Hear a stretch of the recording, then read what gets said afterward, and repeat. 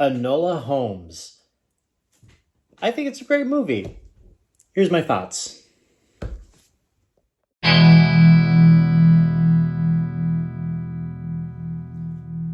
start off, I think Millie Bobby Williams is a fantastic young actress. She's only 16 years old and she was able to lead this movie and on her own, really. I was intrigued with her the entire movie, which I thought was pretty impressive.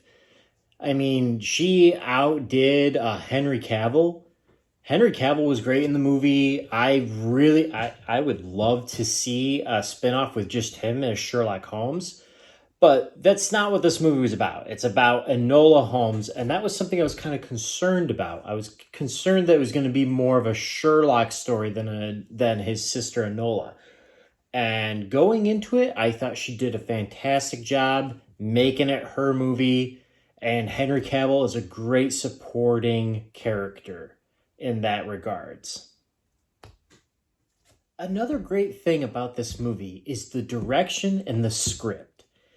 So the director does a great job with the cinematography where it shoots a scene and you notice the objects in that area and all those objects come back into play again, which I think was outstanding for the cinematography, where the director just made like, hey, don't forget about this thing in this area because it might come into play later on in the movie. And it does. And it's just this subtlest little things that it makes you look at it, but just kind of brush it off. You're like, whatever. What is that thing? And that comes back to play. And the script writer as well, there are certain characters in this movie, I'm not going to say the love interest, but the interest between Enola and this young man, I was just rolling my eyes right at the beginning. I was like, great, here we go. This is just gonna be your typical boy likes girl, girl likes boy thing.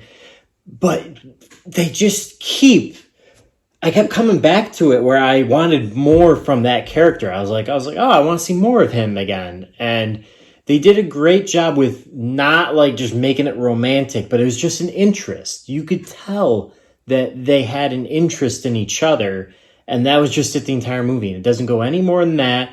And it leaves it like that towards the end of the movie, which I thought was great.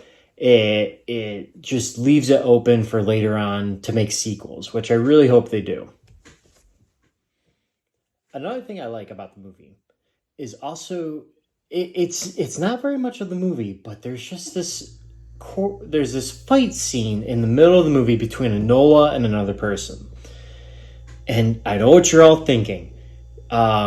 It's like, oh, just a young woman fighting this man, and she's just gonna overpower him and just be prove that she's a better warrior. But they don't, and they did it in a great way where it flashes back to when she's with her mother and she's practicing jujitsu, and she's just fighting over and over again with her mother, trying to get better and better and better. And you think she's going to overpower this guy in the end, but he just keeps beating her down over and over again. And there's even a quick bit in it too, where you actually think she's going to get up and kick this guy's butt.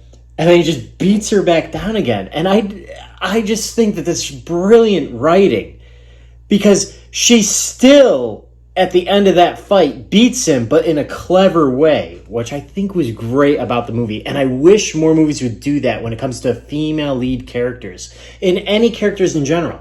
I hate it when they just try, it's it's their moment to rise, and then they kick the person's butt in the end and prove that they're the better character. But how do you build character development if you do that?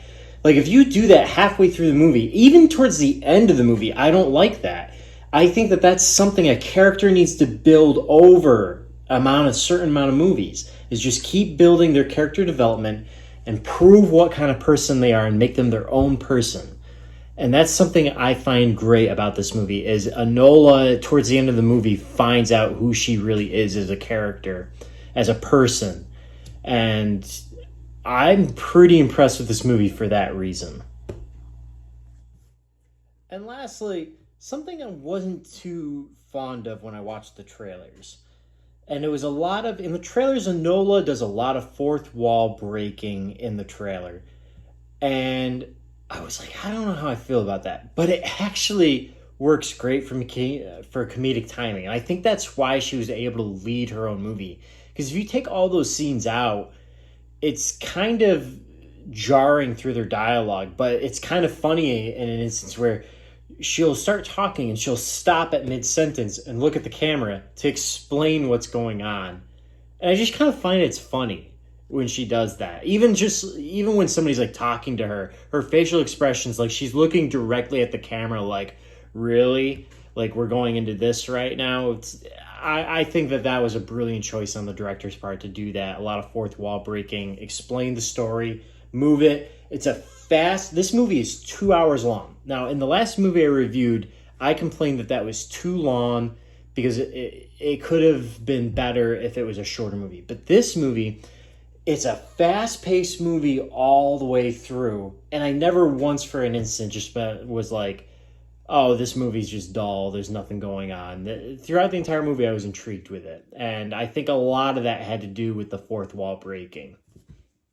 I tried to find a couple things wrong with the movie, and throughout the entire movie, I was just amused all the way through. I was grinning.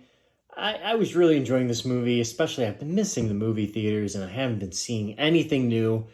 Everything Netflix has released has just not been good, in my opinion. Except for this movie so far, I enjoyed all the way through. There's only a couple things wrong that I really didn't like about it.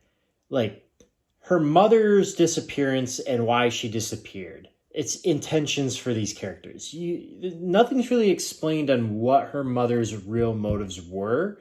It gives you hints, a lot of hints on what her intentions were. But they never actually said that she was going to do those things.